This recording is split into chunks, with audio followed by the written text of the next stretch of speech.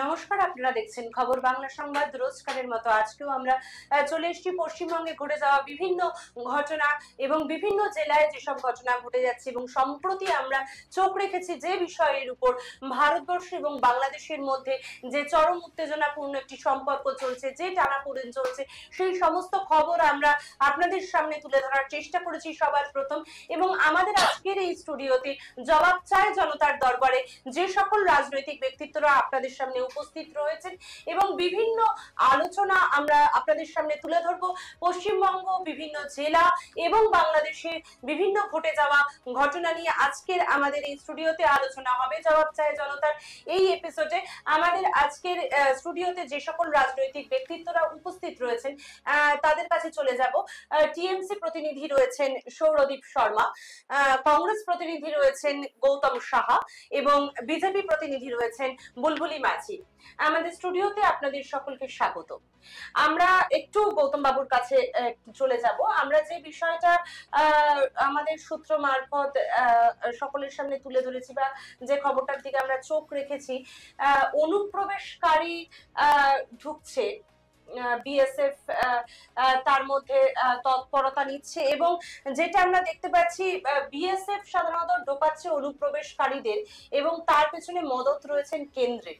এটা একটা অভিযোগ এনেছেন আমাদের মমতা বন্দ্যোপাধ্যায়, মুখ্যমন্ত্রী মমতা বন্দ্যোপাধ্যায়, এবং কার্যত অভিষেক বন্দ্যোপাধ্যায়ও সেটি বলেছেন যে জঙ্গি ঢোকানোর অভিযোগ তুলেছেন তিনি। এবং সেটির উপর দেখা গিয়েছে বিরোধী দলনেতা শুভেন্দু অধিকারী পাল্টা বলেছেন যে কাঁটাতারের জন্য জমি না দিয়ে অনুপ্রবেশে পরোক্ষভাবে মদত দিচ্ছেন মমতা বন্দ্যোপাধ্যায়। কি বলবেন এই বিষয়ে? দেখুন, প্রথমেই আমি বলবো, প্রথমে সকলকে নতুন বছরের শুভেচ্ছা। এবার বাংলাদেশে যে ঘটনা ঘটছে সেটা সম্প্রতি দীর্ঘদিন ধরেই ঘটছে এবং দেশের কেন্দ্রীয় সরকার এবং রাজ্য সরকার এ টিম এবং বি টিম হয়ে এরা নিজেরা একটা খেলায় মেতেছে। কেন বলবো? কারণ এই যে অনুপ্রবেশকারীরা যারা কিনা বাংলাদেশ থেকে ঢুকছে, অবশ্যই কেন্দ্রীয় সরকার তো দায়ী বটেই। কারণ এত বাংলাদেশিরা যারা কিনা আজকে ভারতবর্ষে শুধু ঢোকা নয়, তারা নাগরিকত্ব পেয়ে যাচ্ছে। যেমন কেন্দ্র যেরকম দায়ী, সেরকম আবার রাজ্য সরকারও দায়ী। কারণ রাজ্যের পুলিশ, কারণ বাংলাদেশের অনেকটা বিস্তীর্ণ এলাকা বর্ডার কিন্তু বা পশ্চিমবঙ্গের মধ্যে পড়ে। তো যেরকম বিএসএফ এর বর্ডারের দায়িত্ব বিএসএফ এর, তারপরে চেকপোস্ট, নাকা চেকিং সবকিছু রয়েছে, সেখানে দায়িত্ব কিন্তু রাজ্য পুলিশের। তো রাজ্য পুলিশ কিন্তু সেই দায়িত্ব পালন করছে না। এবং সব থেকে বড় বিষয় আমি যেটা বলবো, শুধু অনুপ্রবেশকারী অনুপ্রবেশ করছে বাংলায় তা নয়, তারা নাগরিকত্ব পেয়ে যাচ্ছে পশ্চিমবঙ্গে। কি করে পাচ্ছে? তারা পাসপোর্ট পেয়ে যাচ্ছে, ভারতের পাসপোর্ট তারা পেয়ে যাচ্ছে। কিভাবে তারা পাচ্ছে, এটা সবার আগে আমাদেরকে ভাবতে হবে। এটা একটা চিন্তার বিষয়। কিন্তু পাসপোর্টের দায়িত্ব তো রাজ্য সরকারের উপর নয় না, পাসপোর্টের দায়িত্ব কেন্দ্র সরকারের। রাজ্য একটা রোল প্লে করছে, কেন্দ্র একটা রোল প্লে করছে। অবশ্যই কেন্দ্র সরকারের একটা বিরাট বড় এখানে ভূমিকা রয়েছে যে পাসপোর্ট কিভাবে অনুপ্রবেশকারীরা, আমরা কংগ্রেসের পক্ষ থেকে আমরা ডিক্লারেশন দিয়েছি কিছুদিন আগে যে কিভাবে পাসপোর্ট, জাল পাসপোর্ট তৈরি হয়ে যাচ্ছে। এটা ভাবা যায়? যারা ক্রিমিনাল আসামি, তারা আজকে যেভাবে পাসপোর্ট অফিস তাদের পাসপোর্ট তাদেরকে দিয়ে দিচ্ছে, সাধারণ মানুষ বিভিন্ন কারণে যারা বাইরে যাবে তারা বিভিন্ন বিষয়ে তারা হ্যাকেট হচ্ছে। বাংলাদেশের লোকেরা তাদের আধার কার্ড কি করে হচ্ছে, প্যান কার্ড কি করে হচ্ছে, ভোটার কার্ড কি করে হচ্ছে, সেখানে রাজ্যের ভূমিকা রয়েছে।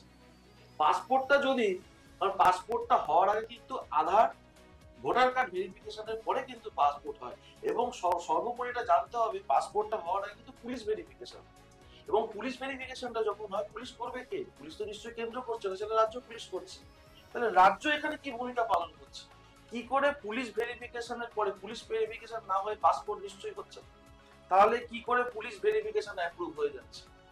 এর জবাব দিক বাংলার মুখ্যমন্ত্রী, উনি তো পুলিশ মন্ত্রী, ওনাকে জবাব দিতে হবে।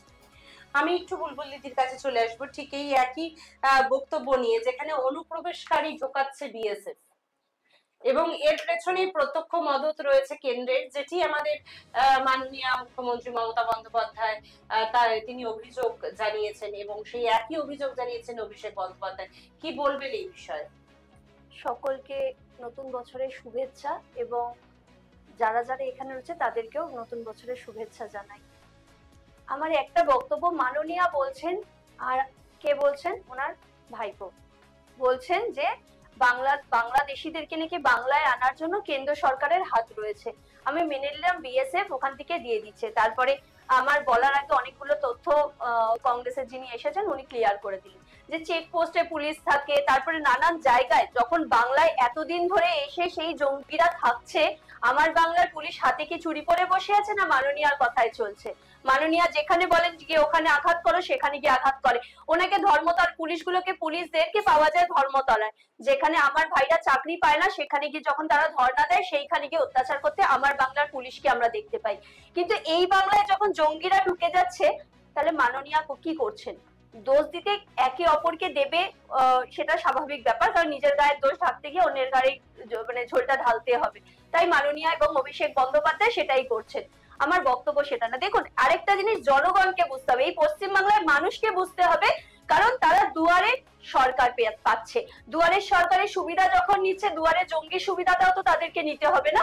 মাননীয়া ওটা ফ্রিতে দিচ্ছেন, মাননীয় সরকারও সেটা দিয়ে দিচ্ছে যে জঙ্গি বাংলায় ঢুকিয়ে দাও, যাতে এই বাংলাকে বাংলাদেশ বানাতে খুব তাড়াতাড়ি হয়। আর সাথে সাথে আমাদের কলকাতার মেয়র ববি হাকিম মহাশয় বারবার বলছেন এটা মিনি পাকিস্তান হবে। কিছুদিন আগে উনি এমন একটা মন্তব্য করেছেন, কদিন পরে আবার বলেছেন আমি এরকম বক্তব্য দিই। আমরা সেটা টিভির পর্দায় সকলেই দেখেছি।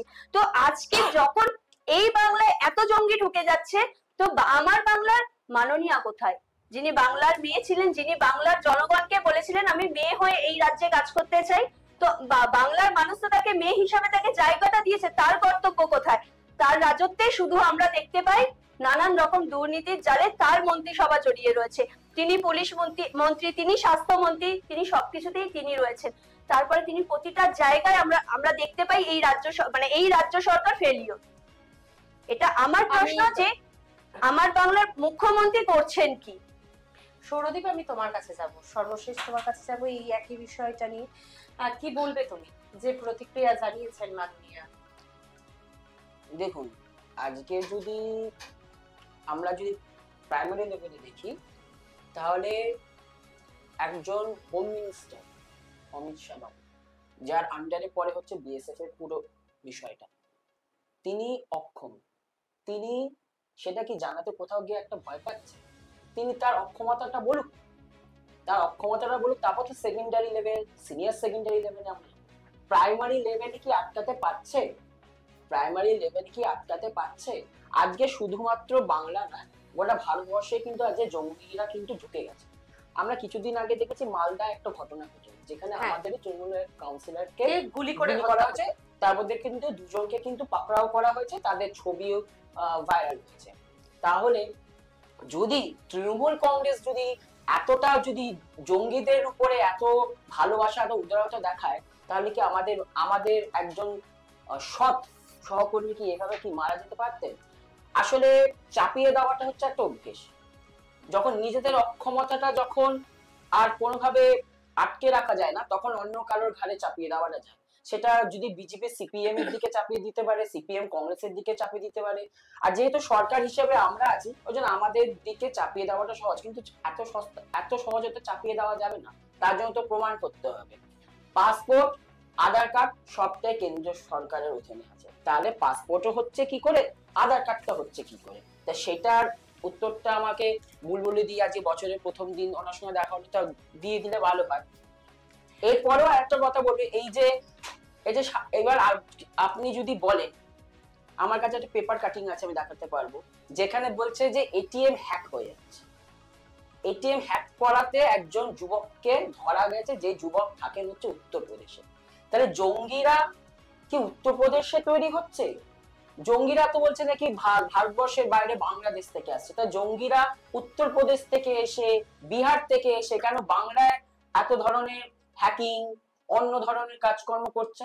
তাহলে এই যে পুরো বিষয়টা ঝামেলা পাকানো, বাংলাকে সবসময় কুলসিত করার যে একটা দায়িত্ব নিয়ে রেখে দিয়েছে আমাদের কেন্দ্রীয় সরকার, যেটা আমরা লোকসভার আগে থেকে পর্যন্ত দেখে আসছি, তাই সেটাতে কি ওরা কি এখনো পর্যন্ত উত্তীর্ণ হতে পারছে না বলে কি এতটা সমস্যা? আমি বুলবুলিদির কাছে আসবো, তার আগে তুমি যেহেতু শেষ করলে এই বিষয়টা দিয়ে আমি একটু তোমার কাছ থেকে এবার শুরু করব। কিছুদিন আগে আমরা দেখেছি যে বাংলার দোরগোড়ায় নাশকতার কারখানা, আলিপুরদুয়ার সীমান্ত থেকে মাত্র 51 কিলোমিটার দূরে জায়গাটি, যতদূর জানি অসমের কোকড়া ঝড়ে চলতো জঙ্গিদের ট্রেনিং ক্যাম্প। তাহলে সেখানে দাঁড়িয়ে বাংলা কতটা নিরাপদ? দেখুন, কেউ যদি ভেতরে ভেতরে যদি কোন রকম জঙ্গি ট্রেনিং ক্যাম্প করে আছে, তার খবর যখন সরকারের কাছে এসে পৌঁছাবে, সরকার নিশ্চয় তার স্ট্রিক্ট অ্যাকশন নেবে। যতক্ষণ পৌঁছাচ্ছে না ততক্ষণ তো নেওয়া সম্ভব না। আমার সরকারের প্রতি, আমার নিজের মুখ্যমন্ত্রী, আমাদের সকলের মুখ্যমন্ত্রী, বাংলার মুখ্যমন্ত্রীর উপর আমাদের এই ভরসাটুকু আছে যে বাংলাকে কোনো রকম ভাবে ক্ষতবিক্ষত করা যেতে পারবে না। আমরা কোনোদিনও জঙ্গিদেরকে আমরা মাথার উপরে বসানোর জন্য কিন্তু কোনোদিনও উৎসাহ দিই। আজ কেন্দ্র এত বড় বড় কথা বলছে, 2019 সালের পর থেকে আজ পর্যন্ত 5 বছর হয়ে গেল, আরেকটা ভোট হয়ে গেল, এখনো পর্যন্ত সিএ এনআরসি কিন্তু করে উঠতে পারলো না। তারা কিন্তু অক্ষম, তারা কিন্তু ওয়ান নেশন ওয়ান ভোট করে দিতে পারলো, কিন্তু এখনো পর্যন্ত সিএএ এনআরসি করে উঠতে পারলো না। তার কারণ আজ যদি সিএ এনআরসি করা হয় তাহলে ভারতবর্ষের বিভিন্ন প্রান্তে, বিভিন্ন স্টেটে যেই জঙ্গি হামলাগুলো হচ্ছে সেগুলো হতে পারবে না। তাতে দিয়ে বিজেপিরা বিষয় খুঁজে পাবে না। আসলে বিজেপির কাজ তো হচ্ছে গিয়ে যে মানুষের কাজ করা না, মানুষের যাতে সমস্যা হয়, মানুষের যাতে অসুবিধা হয়। আপনি দেখবেন না পঞ্চায়েতের সময় যত ঝামেলা, লোকসভার সামনে যত ঝামেলা, ইনফ্যাক্ট এবার আমাদের 26-এ ইলেকশন আসছে, আমাদের বাংলার সব থেকে বড় ইলেকশন, সেখানেও ঝামেলা করার জন্য অনেক ছক করছে। এখন অনেক পরিযায়ী নেতারা আজকে দিল্লি থেকে এখানে আসবে, সবটাই ওদের প্ল্যান মাফিকই চলছে। আজ নরেন্দ্র মোদী, অমিত শাহ চাইলে সিএএনআরসি করতে পারতো না? বাধাটা কোথায় হচ্ছে? কে বাধা দিচ্ছে? আজকে যদি পার্লামেন্টে যদি বিল পাস করে দেয় তাহলে সমস্যাটা কোথায়? ওই বিল পাস করতে পারছে না, কিন্তু আমরা যখন কোন নারীকে নিয়ে তার রাজ্যপালের কাছে প্রবণতা আছে ভালো কাজের সাথে বিজেপি যুক্ত হয়ে আজ চায়না একটা উৎপত্তি হয়েছে। আর আমাদের ভাইরাস 2014 সাল থেকে চলে আসছে, যার নাম বিজেপি। এই বিজেপি নামক ভাইরাসটা যতদিন এই সারা ভারতবর্ষে থাকবে, ভারতবর্ষের প্রতিটা রাজ্য এইভাবেই আস্তে আস্তে করে শেষ হয়ে যাবে। আমি বুলবুলিদির কাছে চলে আসবো। টিএমসি যে প্রতিনিধি এসেছে সেই ভাইকে অসংখ্য ধন্যবাদ। সে নিজে স্বীকার করলো আমার বাংলার মুখ্যমন্ত্রী ব্যর্থ। তিনি বললেন, আমি একবারই কথাটা আমাকে বলতে দাও। ও বলল খুব ভালোভাবে যে বাংলাকেই কেন টার্গেট করা হয়েছে। তাহলে আমিও প্রশ্ন করছি, এই বাংলার জনগণ হয়, বাংলাতেই কেন এত দুর্নীতি হচ্ছে, বাংলাতেই কেন এত জঙ্গি পাওয়া যাচ্ছে, বাংলাতেই কেন রেশন দুর্নীতি হয়, বাংলাতেই কেন স্বাস্থ্যমন্ত্রী এখনো জেলে? আপনাদের সিবিআই এখনো পর্যন্ত চার্জশিট দিতে পারেন, তাই দুর্নীতি ক্ষমতা রাখুন, আমি বলে নাও। আমার বাংলাতেই যখন এত দুর্নীতি হচ্ছে তাহলে তিনি ফেলিওর। আমার বাংলার মুখ্যমন্ত্রী, আমি তো বলিনি যে মমতা বন্দ্যোপাধ্যায় ফেলিওর, আমি বলছি আমার বাংলার মুখ্যমন্ত্রী যিনি তিনি ফেলিওর। কারণ তিনি বাংলার মানুষের ভোটে জয়ী হয়েছেন, তিনি বাংলার মানুষকে রক্ষা দেওয়ার জন্য জায়গা সিট পেয়েছেন। আজকে বাংলার প্রতিটা মহিলা নির্যাতিত হয়, এই বাংলার মুখ্যমন্ত্রীর মুখে তখন তালা বন্ধ থাকে। এই বাংলার মহিলারা যখন নির্যাতিত হয় উনি বলে দেন এটা লাভ অ্যাফেয়ার্স ছিল, কি এটা ওদের কোনো প্রাইভেট কোনো ব্যাপার ছিল। তো সেইখানে মুখ্যমন্ত্রী কিছু করতে পারে না। সেই সময় মুখ্যমন্ত্রী সাপোর্ট করেন কাদের? সেই শেখ শাহজাহান এবং যারা দুর্নীতি করছে এবং যারা ধর্ষণকারী তাদের সাপোর্ট করতে আমরা মমতা বন্দ্যোপাধ্যায়কে, মানে আমার বাংলার মুখ্যমন্ত্রীকে আমরা বরাবর দেখেছি। 2 নম্বর প্রশ্ন হচ্ছে, ভাই খুব সুন্দর কথা বলেছে, কেন্দ্র কিছু দেয় না, কেন্দ্র কন্টিনিউ রেশন দিচ্ছে। আমরা দেখেছি সেই রেশন কিভাবে এই বর্তমান রাজ্য সরকার সাধারণ মানুষের মুখে তুলে না দিয়ে, তাদের হাতে না দিয়ে সেই রেশন কি করে চুরি করতে পারে, সেই নমুনাটাও আমাদের এই রাজ্য সরকারই দেখিয়েছে। দ্বিতীয় কথা হচ্ছে, পাসপোর্ট এবং আধার কার্ড কেন্দ্র সরকারের আন্ডারে, তো এইটা কি করে জাল হচ্ছে। তো আমি একটা জিনিস জানতে চাই, যখন আধার কার্ড হয় তখন তার আগে আমাদের কি নেওয়া হয়? বার্থ সার্টিফিকেট নেওয়া হয় এবং আমাদের নেওয়া হয় রেশন কার্ড বা কোনো কিছু একটা ডকুমেন্টস চাই।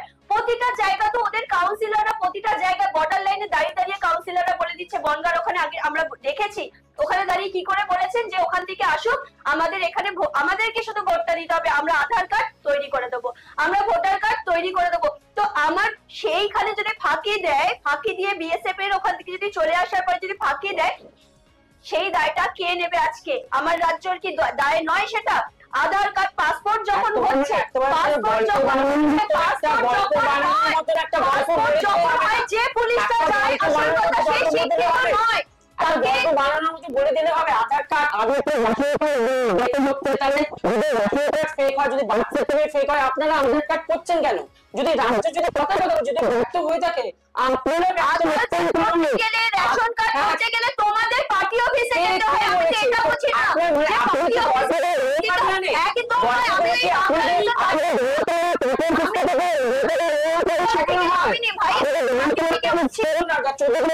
প্রশাসনিক ওটার সঙ্গে কি বললাম, আমি 14 তলা থেকে নিচে নেমে এসে তোমার সাথে এবার আমি মাটিতে দাঁড়িয়ে নির্যাতন নিয়ে বিজেপি ভালো হবে, কারণ ওখানে ফিমেল স্টাফকে নির্যাতিত করা হয়েছে দিনের পর দিন, তারপর তার রেপ করা, যার আপনারা কোন রকম কোনো কাজ করেননি তার উপরে। ইনফ্যাক্ট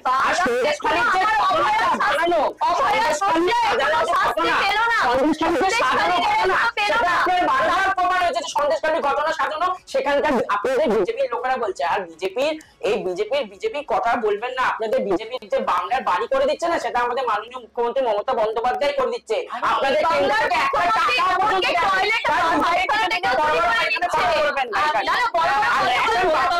রেশন বাংলা ছাড়া আর কোন কোন রাজ্যে ফ্রিতে দেয় যদি আপনি আমাদেরকে আমি বাবুর কাছে চলে আসবো, উনি অনেকক্ষণ বলতে চাইছেন।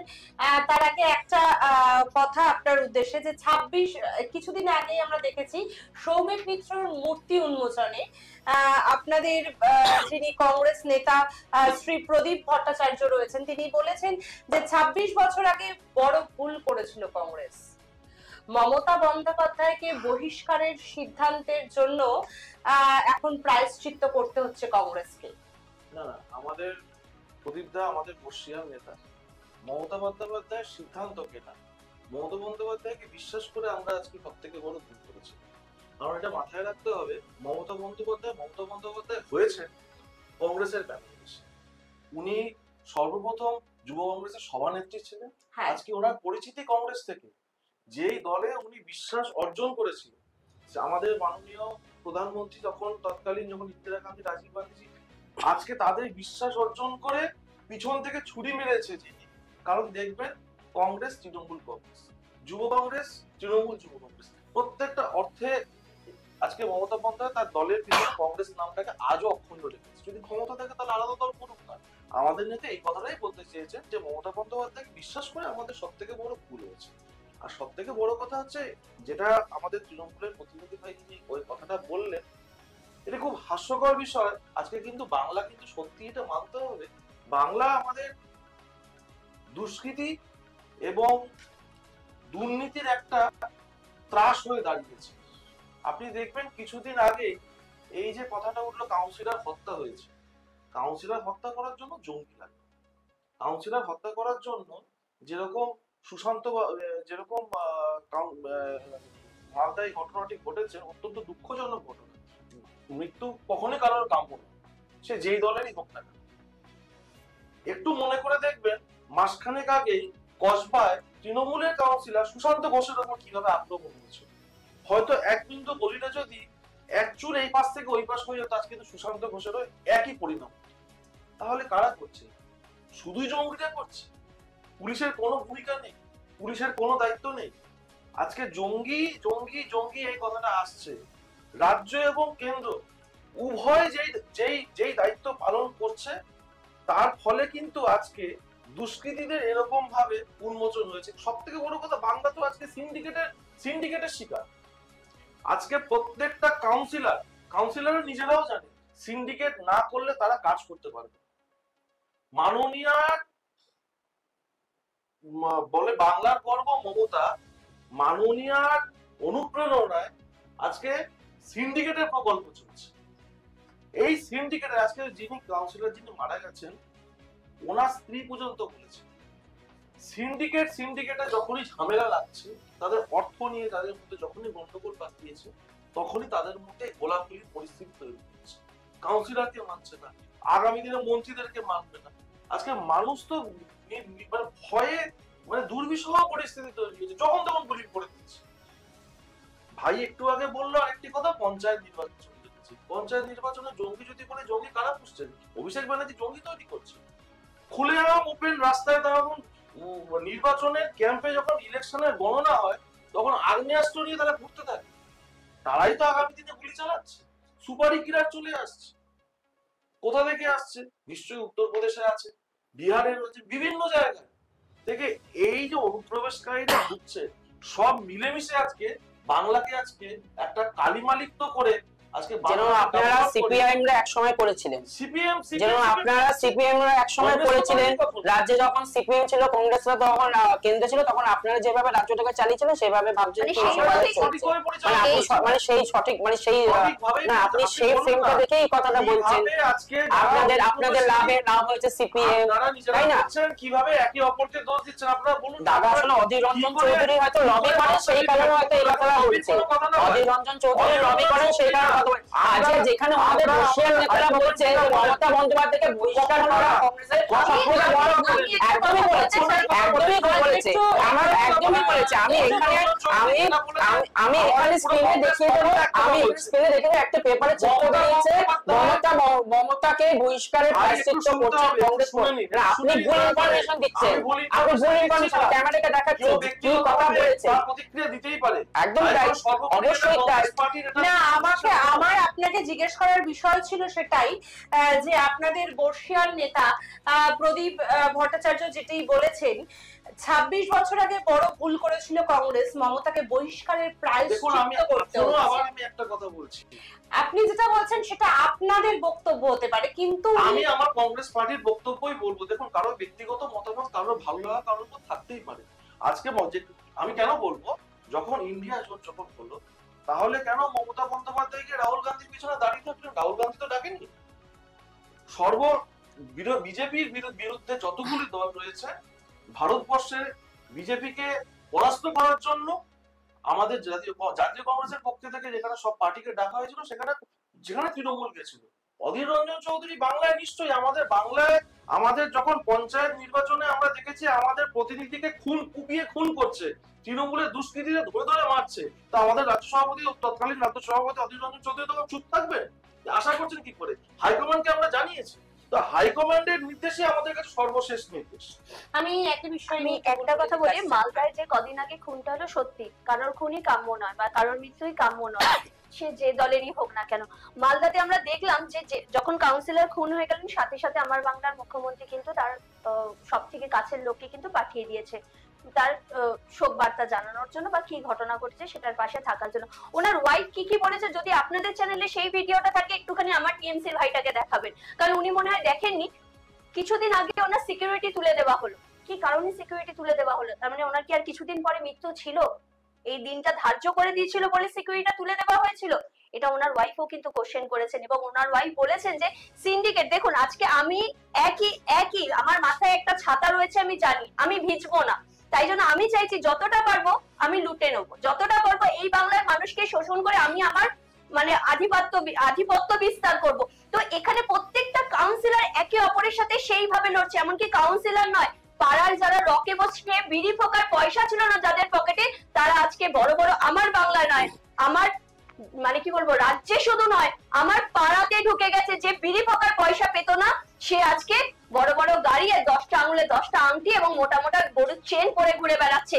এগুলো কোথা দিয়ে পাচ্ছে? তার মানে দিদি মদত জোগাচ্ছে তো, যে তোমরা এই বাংলায় আমি যতদিন রয়েছি তোমরা কামিয়ে নাও। দিদি কেন আমাদের বাংলার মানুষ যখন তাকে মনোনীত করেছে আমাদের বাংলার মুখ্যমন্ত্রী হিসেবে, তিনি কেন পদক্ষেপ নিচ্ছেন না? তিনি কেন সেই সময় তাদেরকে বলেন না যে না, এখানে ওই পার্সেন্টেজ 25 এর হিসাবটা কিন্তু আমরা সবাই জানি, সেই হিসাবটা কেন তোমরা নেবে না? আসল কথা হচ্ছে ওই 25 এর মধ্যে কিছুটা পার্সেন্টেজ সবাই টালির চালাতেও যেতে হবে, তাই জন্য বারণ করেন না। আজকে ভাই এত বড় বড় কথা বলছে, আমি ভাইকে শুধু বলবো যে ভাই আজকে শিক্ষাটা কোথায় গিয়ে দাঁড়িয়েছে আমার বাংলায়, তুমি একবার ভেবে দেখো।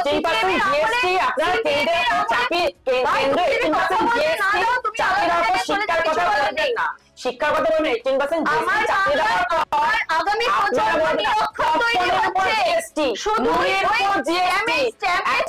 পেন্সিল বক্স কিনে তারপর সেটা তো রাজ্য সরকার নিচ্ছে। আরে আপনারা চালাচ্ছেন সরকার আরে আপনারা চাপা দিতে হবে না সিজিএসটি ফায়দা নেব আপনারা তো শুরু করছেন, আপনারা তো জিএসটি নামক কথাটা তো আপনারা শুরু করছেন, সেইটা দিয়ে তো দেশের উন্নতি হচ্ছে। দেশের উন্নতি হচ্ছে, যেমন পপকর্নের উপর জিএসটি, আমাকে ফ্লেভার পপকর্নের উপর জিএসটি, আজকে যদি নরমাল পপকর্ন হয় তার আলাদা জিএসটি, আজকে যদি অন্য ফ্লেভারের পপকর্ন কিনতে যায় তার জিএসটি। মানে একটা সিনেমা দেখতে যাবো, একটা সিনেমার টিকিটের থেকে তার পপকর্নের দাম বেশি হয়ে যাচ্ছে। আজকে গরিব মানুষরা খেতে পারছে না, তাদেরকে দিতে হচ্ছে জিএসটি। আর দিদি বলছে সিন্ডিকেট। আজকে আদানি, আজকে আদানি যেভাবে টাকাগুলোকে পাচার করেছে তার ইন্টারেস্ট যদি নরেন্দ্র মোদীর কাছে না থাকতো দিদি ভাই, তাহলে কি উনি কি ওনাদেরকে এতটা মানে সুখে স্বচ্ছন্দে বাইরে এত ভালো করে রাখতে পারতো? এবার আপনি বলুন। আমার এই ভাই খুব সুন্দর করে বলছে, আমি যেই বলছি যে আমার বাংলার আগামী প্রজন্ম পুরো ধ্বংস, আমার বাংলায় তো 70 না, আমি একটা কথা বলবো, বিজেপির তো 70 জন তো বিধায়ক আছে, তারা কি করছে? 12 জন তো এমপি আছে, তারা কি করছে? তাদের কি বাংলার প্রতি কোনো মানে কোন ভূমিকাই থাকবে না? আমি একটু বলবো, পুরো দায়িত্বটা তুমি টিএনসির দায়িত্বটা পুরো তুমি নিয়ে নিয়েছো। কাউকে যদি কথা বলতে না দাও পরের দিন একা এসে বসো। একদম তুমি এসেছো যেমন আমিও একটা কোনো দলের প্রতিনিধি হয়ে এসেছি, শুনতে হবে। আমার বাংলায় আজকে শুধু স্টিকার প্রকল্প চলে। তুমি একটা ছোট্ট বাচ্চাকে, আমরাও বাংলা মিডিয়ামে পড়াশোনা করেছি, আমরাও কিন্তু সিপিএম এর আমলে যে সময় ইংরেজি উঠে গেছে সেই সময় ভুক্তভোগী কিন্তু আমরাও। আজকে আমরা যদি পিছিয়ে থাকি কোনো অংশে, আমরা কিন্তু কারোর থেকে কোনো অংশে কম নয়। যদি আমরা পিছিয়ে থাকি তাহলে সেই সিপিএম সরকার যে তুলে দিয়েছিল ইংরেজি মাধ্যম, মানে ইংরেজিটাকে যে তুলে দিয়েছিল তার শিকার হয়েছে আমরা। তবুও আমাদের পেটে মনে হয় একটুখানি যদি তুমি ধাক্কা দাও, মানে যদি জিজ্ঞাসা করো, দেখবে আমাদের মুখ থেকে কিছু না কিছু জানতে পারবে। তুমি আজকে ক্লাস 8, 9 এমনকি 3, 4 এর বাচ্চাকে যদি তুমি জিজ্ঞাসা করো যে ভারতবর্ষের রাজধানী কি, সে বলতে পারবে না। কারণ তারা জানে দিদি ফ্রিতে ছাইয়ে দেয়, খাবার দেয়, ব্যাগের মধ্যে দিদির ছবি থাকে, দিদি আমার বাংলার মুখ্যমন্ত্রী, এই মহিলাটি দেয়। ছোট্ট ছোট্ট বাচ্চারা জানে। তাহলে আমার বাচ্চা আজকে আমাদের ঋষি মনীষীদের সম্বন্ধে পড়াবে কে? স্কুলে কোনো টিচার নেই, পুরোটা টিচাররা বসে আছে নিজেদের চাকরির জন্য রাস্তায়, দিদির কোনো সেখানে হেলদোল নেই। আমার বাংলা মানে যেখানে চাকরি চুরি হয়ে যায়, মানে শিক্ষকের চাকরি চুরি হয়ে যাচ্ছে এই বাংলায়, তুমি ভেবে দেখো, সেটাও টাকার বিনিময়। এই ভাই বড় বড় কথা বলছে, প্রতিটা মুহূর্তে প্রতিটা জায়গায় এই বাংলা পুরো একদম দুর্নীতির আতুর ঘরে পরিণত হয়েছে। আমি জানি না এই ভাইয়ের আগামী প্রজন্ম কোন দিকে এগোবে, কিন্তু আমি বলছি এই বাংলার আগামী প্রজন্ম পুরো ধ্বংসের দিকে এগোচ্ছে। না, কিছুদিন আগে আমি একটু সৌরদীপ তোমার কাছে যাব। শিল্পী বয়কট বিতর্কে অভিষেক বন্দ্যোপাধ্যায়কে কার্যত চ্যালেঞ্জ জানিয়েছেন কুণাল ঘোষ। 14ই আগস্ট যারা রাস্তায় নামেন তাদের সাধুবাদ জানিয়েছিলেন অভিষেক বন্দ্যোপাধ্যায়, এবং পাল্টা কুণাল ঘোষ বলেছিলেন যে আরজি করার সময় অভিষেক বিষয়টাতে ছিলেনই না, সামলেছি আমরা। বাম আমল হোক বা তৃণমূল আমল, প্রতিবাদ করলে কেনই বা শাস্তির খাড়া ঝুলবে তাদের মাথায়? কি বলবে বলো তো এই বিষয়ে? না, এটা তো একেবারে মানে ভুল বিষয়। কারণ হচ্ছে যেটা আমাদের জননেত্রী মমতা বন্দ্যোপাধ্যায় এবং সেনাপতি অভিষেক বন্দ্যোপাধ্যায় আমাদের দলের বিষয়ে যা বলবে সেটাই মানে আমরা সব থেকে বড় সিদ্ধান্ত হিসাবে সেটাকে মেনে। তো আমরা কোনোদিনও কোনো শিল্পীকে বয়কট করেছি এরকম ব্যাপার আমাদের মধ্যে নেই। আমরা সকল শিল্পীকেই সম্মান করি। এটা তো গুজরাট নয় যে যেখানে কোনো শিল্পী যদি নরেন্দ্র মোদীকে নিয়ে কিছু বলে তাকে স্টেজ দেওয়া হবে না। আমরা এই ধরনের কাজে বিশ্বাস করি না। ইনফ্যাক্ট আমাদের দলে যদি এরকম খবর না জেনে কিছু খবর তুমি মনে হয় আমাদের অভিষেক বন্দ্যোপাধ্যায় টুইটারে বড় করে লেখা হয়েছে, যদি কোনো লিস্ট বেরিয়ে থাকে, যদি কোনো মারফতে কেউ কিছু বলে থাকে, তাই সেটার উপর বিশ্বাস না রেখে আগামী দিনে যদি কোনো প্রোগ্রাম করা থাকে, এখন বিভিন্ন সোশ্যাল প্রোগ্রাম আছে। আপনি শুনেন, আমি গতকালই আপনাদের চৌরাস্তায় এসে প্রোগ্রাম দেখে গেলাম, ঠিক আছে? আমাদের সামনে কিশোর ভারতী কলেজে একটা প্রোগ্রাম দেখে গেল, যেখানে ইমন দিয়ে এসে গান গিয়ে গেলেন। আমাদের শিল্পীদের উপর আমাদের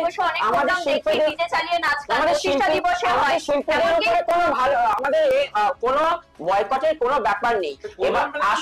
এবার আসি হচ্ছে দিদির দুখানা পয়েন্ট নিয়ে। একটা হচ্ছে বিহার, ক্লিয়ার করো আরেকজন মুখপাত্র তিনি কি বলছেন সেটাকে ক্লিয়ার করতে হবে। দিদি দিল্লিকে নিয়ে বিহারকে নিয়ে পরে কথা, আগে নিজের দলকে ক্লিয়ার করো, যে দলের নামে এসেছো। টিচারদের কথা বলছে সারা বাংলায়, আমরা বিহারে দেখেছি কিছু আনকোয়ালিফাইড টিচার। তোমাকে বাংলা বললেই বিহারে তোমাকে বিহারে রাজ্য ঘুরছে নাকি? বিহারে রাজ্য ঘুরবে কেন? দিদি আপনাদের যেখানে, আপনাদের রাজ্য যেখানে আছে, আমাদের রাজ্য চলছে, আমি বাংলার একটু নারী বাংলার মহিলা যেখানে সুরক্ষিত নয়, আমি কথা বলছি। আজকে পুলিশের হাতে যে সমস্ত, আজকে পুলিশের হাতে যে সমস্ত জিনিসগুলো, আজকে রাজ্য পুলিশের হাতে যে সমস্ত জিনিসগুলো ছিল সবকটা আজকে ভালোভাবে ডিসপোজড অফ হয়ে গেছে, কিন্তু আজকে সিবিআই হাতে যে বড় কেসটা নিয়ে আজকে দাঁড়িয়ে আছে সেটা আপনারা সিবিআই করতে পারেনি।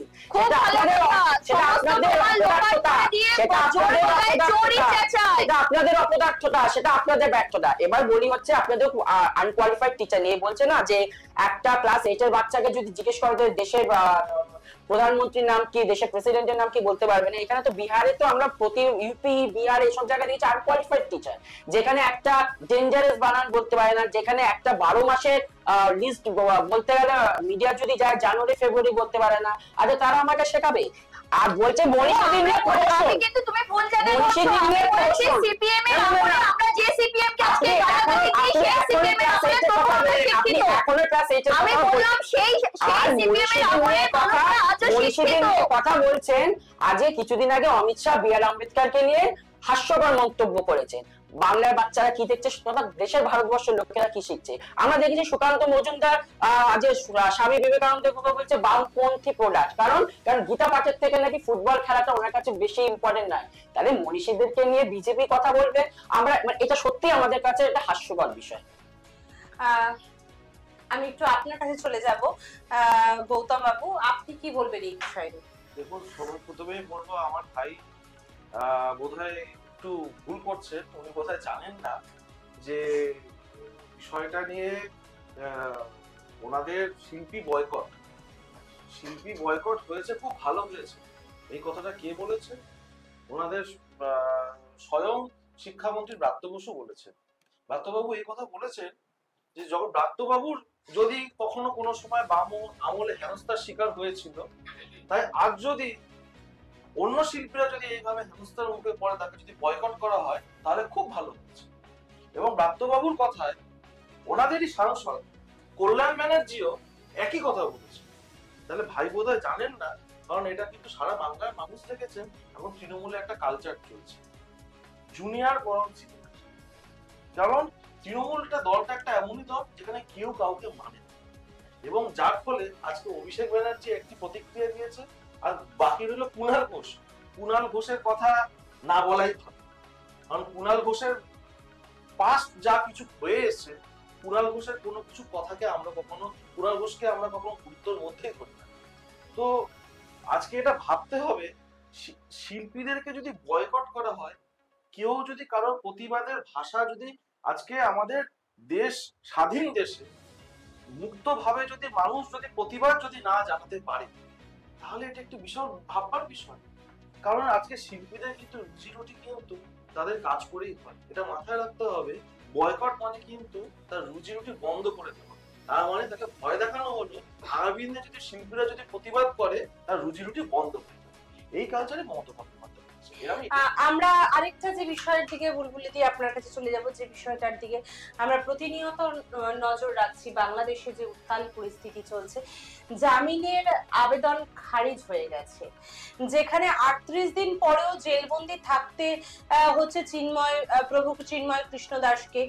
রাষ্ট্রদ্রোহিতার অপরাধে তার যাবজ্জীবন কারাদণ্ড চাইছেন ইউনূস সরকার, যেখানে দিনের পর দিন এত সন্ত্রাস করা সত্ত্বেও বিভিন্ন জঙ্গিরা যেখানে মুক্ত হয়ে যাচ্ছে, সেখানে আটকে রাখা হচ্ছে শুধুমাত্র প্রতিবাদ করার জন্য এক সন্ন্যাসীকে। তাহলে আমাদের বিষয় হচ্ছে এই বিচারের নামে প্রহসনটা কি চলতেই থাকবে দিনের পর দিন? দেখুন, যতক্ষণ না বাঙালি জাগরিত হচ্ছে, যতক্ষণ না বাঙালি নিজের মাটি এবং নিজের জমি দখলের জন্য সামনে না আসবে, যতদিন এই ভিক্ষা নিতে থাকবে, ততদিনে বাঙালিকে বাঙালির প্রতিটা মানুষ মার খাবে, বাঙালির প্রতিটা জায়গায় পিছিয়ে যাবে। কারণ দেখুন, কালকে থেকে আমরা দেখছি চিন্ময় প্রভুর সাথে এমনকি এদের দেখা করতে দেওয়াটাও বন্ধ করে দেওয়া হয়েছে। যে এবার আপনি ভেবে দেখুন জেলের মধ্যে তার সাথে কি হচ্ছে, তাকে মারা হচ্ছে, তার উপর অত্যাচার করা হচ্ছে না কি করা হচ্ছে সেটাও যাতে বাইরে প্রকাশ না পায় সেই জন্য পুরোপুরি বন্ধ করে দেবে। এটা তো মানে কি বলবো যে উনি তো ওখানে মানে ওখানে আইনের কোনো কোনো কিচ্ছু নেই আইনের, উনি যেটা বলবেন সেটাই হবে, কারণ সেই নীতিটাই আমার বাংলার মাননীয়া পুরো নিয়ে নিচ্ছেন যে আমি যেটা বলবো সেটাই শেষ কথা। কিন্তু দুঃখের কথা কি বলুন তো, আমার মাননীয়া যেটা বলছেন হয়তো বাংলার মানুষ ভয়ে ভয়ে হয়তো শুনে নেবে, কারণ হয়তো না হলে তাদের রুজি রোজগার বন্ধ হয়ে যাবে, না হলে তারা রেশন বন্ধ পাবে না, না হলে আধার কার্ড হবে না, না হলে অনেক কিছু হবে না তাদের। কিন্তু দুঃখটা কোথায় জানেন, তার দলের মানুষই তার কথা মানে না। তার যারা জুনিয়র রয়েছে ওই যে ডায়মন্ড হারবারে গিয়ে এমন এমন বক্তব্য রাখে দেবেন দিদির কথার সাথে ভাইপোর কথার কোনো মিল নেই, তো তারা নিজেদের কথাই মানে না, তারা কিন্তু বাংলার মানুষকে শুধু ভয় দেখাচ্ছে। তো ওইখান থেকে হয়তো ছবিটা মাননীয়া ভেবে নিয়েছেন যে আমাকে এইভাবেই চালাতে হবে, আমার বাংলাতে টিকে থাকতে হলে আমাকে এইভাবেই অত্যাচার করতে হবে। তবে আর যাই হোক, বাংলাদেশে যেটা হচ্ছে সেটা কাম্য নয়, সেটা আজকে বাংলাদেশে হচ্ছে বলে হয়তো আমরা পশ্চিমবাংলায় বসে ভাবছি যে না এটা তো এমন কিছু ব্যাপার না, আমার রাজ্যে তো হচ্ছে না। আমি বলে রাখছি আজকে বিজেপির প্রতিনিধি হিসাবে নয় বা পশ্চিমবঙ্গবাসী হিসাবে বলে রাখছি যে আমাদের দোরগোড়ায় জঙ্গি করা নাড়ছে, কারণ বাংলার মানুষ যতদিন ফ্রিতে দিদির কাছে হাত পাতবে দিদি ততদিন ফ্রিতে একটা একটা করে সমস্ত জিনিস দুয়ারে পাঠাবে। দিদি রেশন দুয়ারে পাঠিয়েছে, বর্তমানে জঙ্গিকেও দুয়ারে পাঠিয়ে দেবে। তো এই বিপদ থেকে যদি বাংলার মানুষ মুক্ত হতে চায় এবং বাংলাদেশ বাংলাকে না বানাতে চায় তাহলে অবিলম্বে অন্যায় প্রতিবাদ করুক এবং যেটা ন্যায় সেই পথে হাঁটুক। আমি বাংলার মানুষের কাছে আপনাদের মাধ্যমে এই বার্তা দিতে চাই। শুধু আমি একটু গৌতম বাবুর কাছে চলে যাবো। প্রভু চিন্ময় কৃষ্ণ দাসকে নিয়েছি, দোলাচলটা চলছে এতদিন ধরে আমরা দেখতে পাচ্ছি, এতদিনের পরেও টানা 38 দিন জেল যাপনের পরেও তার আবেদন খারিজ হয়ে গেছে। তো কি বলবেন এই বিষয়ে, যেখানে দিনের পর দিন জঙ্গিরা বহাল তবিয়তে মুক্তি পেয়ে যাচ্ছে, সেখানে একজন প্রতিবাদ করার জন্য একজন সন্ন্যাসীকে এইভাবে দিনের পর দিন গ্রেফতার করে রাখা হচ্ছে এবং মানসিক ভাবে তো তাকে অত্যাচারিত হতে হচ্ছে, এটা আমরা ধরে নিতে পারি। সেখানে দাঁড়িয়ে বিচারের নামে তো শুধুই প্রহসন হচ্ছে, যেটা আমরা আরজি করেও দেখে এসেছি। এতদিন ধরেও আরজি করের যে বিচার হওয়ার কথা ছিল সেটা আজও কোনো নিষ্পত্তি হয়নি। তো বিচারের নামে কি এভাবেই প্রহসন চলতে থাকবে? আমরা যা দেখছি বিচারের নামে দেখুন প্রহসন তো অবশ্যই চলতে থাকবে, কি চলছে। এবং যতদিন না যারা দেশের প্রধানমন্ত্রী তথা দেশের আমাদের রাজ্যের মুখ্যমন্ত্রী শুভবুদ্ধি হোক, তাদের চোখ খুলুক, এটাই আমরা কামনা করি। কারণ বাংলাদেশে আজকে যেমন হিন্দুরা যেভাবে নিপীড়িত অত্যাচারিত, সেইভাবে সংখ্যালঘুদেরও উপরে যেভাবে অত্যাচার, তাদের উপর যেভাবে হিংসার ত্রাসে পরিণত হয়েছে বাংলাদেশ, সেটা কোনোদিনই কাম্য নয়। এবার প্রতিবাদী মুখ যে প্রতিবাদ করবে তার তো কণ্ঠরোধ করাই হচ্ছে। আজকে এই ট্রেন্ডটাই তো চলে আসছে। যেরকম একটা শিল্পীর ক্ষেত্রে দেখলে আচ্ছা বাংলাদেশেও সেরকম ঘটনা। চিন্ময় প্রভু কি, চিন্ময় প্রভু কোনো দুষ্কৃতী? চিন্ময় প্রভু কি কোনো আতঙ্কবাদী? কি অন্যায় না? আচ্ছা ইসকন ভেঙে ফেলা হচ্ছে, এত বড় দুঃসাহস আজকে দুষ্কৃতীরা করছে, ইসকন ভেঙে ফেলছে। তো মানুষ শুধু নারীরা নয়, নারীরা যেরকম সুরক্ষিত নয়, পুরুষরাও সুরক্ষিত নয়, বাচ্চারাও সুরক্ষিত নয়, যার কারণে আজকে তারা পালিয়ে আজকে ভারতে আসতে চাইছে এবং একদম প্ল্যান করে জঙ্গি যেরকম অনুপ্রবেশ করছে, কারণ প্রত্যেকটার সাথে প্রত্যেকটা লিঙ্ক রয়েছে। জঙ্গি এই সুযোগেই, কারণ জানে যখনই দেশের এরকম পরিস্থিতি তৈরি হয়ে যাবে, হিংসার বাতাবরণ তৈরি হয়ে যাবে, সেই সময় জঙ্গিদের সুপথ তৈরি হয়ে যায় অন্য দেশে অনুপ্রবেশ করার জন্য। হঠাৎ করে কলকাতা থেকে এত জঙ্গি কি করে এলো? কলকাতা আজকে সুরক্ষিত নয়, আমরা কেউ সুরক্ষিত নই। কখন আজকে কোথায় প্ল্যানেট, কোথায় চিড়িয়াখানা, কোথায় প্রত্যেকটা জায়গায় নাশকতার প্ল্যান কোথায় বসে করছে আপনিও জানেন না, আমিও জানি না। আমরা সাধারণ মানুষ, আজকে আমরা বাড়ি থেকে বেরোবো, কখন কোথায় কি দুর্ঘটনা ঘটে যাবে কেউ বলতে পারছে না। তো এটা ভাবতে হবে, এই বিজেপি তৃণমূলকে যেভাবে কালি ছুড়বে, কাদা ছুড়বে, আবার তৃণমূলের প্রতিনিধিরা যেরকম কাদা ছুড়বে, এইটা না করে শুভবুদ্ধি হোক, তারা উভয় রাজ্য সরকারের দায়িত্ব পালন করুক এবং কেন্দ্রীয় সরকারের দায়িত্বটা পালন করুক, যাতে সকল মানুষ সুরক্ষিত। আমি সৌরদীপ তোমার কাছে একটা একটু ছোট্ট বিষয় নিয়ে যাব। প্রাথমিকের সেমিস্টার, রাজ্যে রাস্তায় পর্যাপ্ত বাস না থাকার এবং সেটা আলু রপ্তানিতেও সমস্যা হচ্ছে, এই সমস্ত প্রশাসনিক বৈঠকে মন্ত্রী স্নেহাশিস চক্রবর্তী, ব্রাত্য বসু, প্রদীপ মজুমদার ও বেচারাম মান্নাকে তিরস্কার করেছেন মুখ্যমন্ত্রী। আমরা কি ধরে নিতে পারি যে 26-এর বিধানসভা ভোটের কথা মাথায় রেখেই প্রশাসনকে এই কড়া বার্তা জানাচ্ছেন মাননীয় মুখ্যমন্ত্রী মমতা বন্দ্যোপাধ্যায়? কি বলবেন? দেখুন, আমাদের মুখ্যমন্ত্রী মমতা বন্দ্যোপাধ্যায় বাংলার জন্য ভাবেন, এটা সত্যি ঘটনা। যারা বাকিরা যারা বলছেন তারা বলার জন্য বলছেন।